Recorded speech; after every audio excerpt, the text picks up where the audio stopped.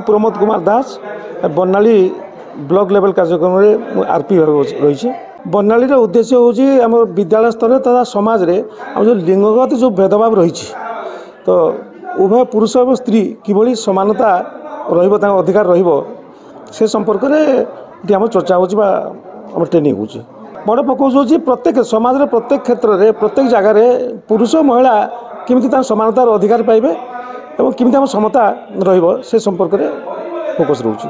समाधान रास्ता हूँ आम विद्यालय स्तर में आमर कि षष्ठ रु